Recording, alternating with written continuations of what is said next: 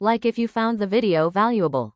Detective Arjun Deshmukh had seen his fair share of unusual cases, but this one felt different from the start.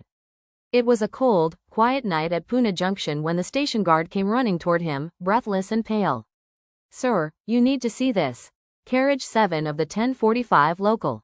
A man is dead." Arjun followed quickly, the smell of iron and oil thick in the night air. The train, usually bustling with late commuters, was eerily empty. Inside the last carriage, he saw the victim. A middle-aged businessman, immaculately dressed, sitting upright as though asleep. But his skin was cold, his eyes half open.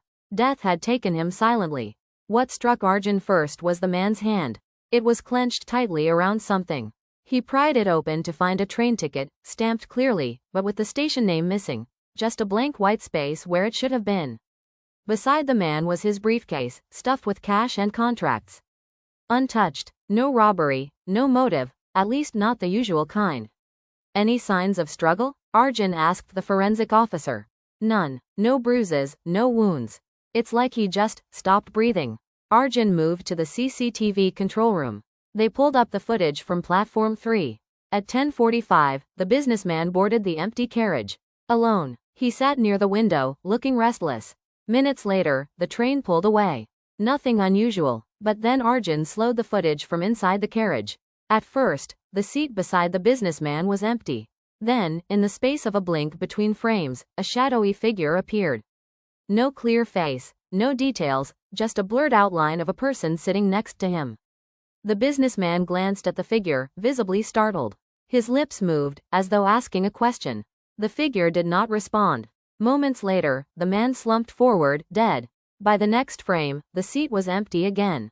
The figure had vanished. Arjun replayed the sequence again and again. It made no sense. Trains didn't just carry ghosts. Back at the station, he interviewed the staff. "Did anyone else board that carriage?" "No, sir," the guard replied nervously. "But we've heard stories. Passengers whisper about a list. They say the last train at 10:45 has names written on a secret passenger list. If your name is there, you never return." Arjun dismissed it as superstition. But late that night, while going through the victim's belongings, he found something that froze his blood. Inside the briefcase was another ticket, this one old, yellowed with age. It had the same blank space where the station name should be. And on the back, scrawled in hurried handwriting, were the words, "You can't escape the list." Over the next few weeks, Arjun kept watch on the 10:45 train. Nothing unusual happened, until one night, when another passenger was found dead in the same carriage, clutching the same type of ticket. Again, the CCTV showed a shadow appearing for just one frame.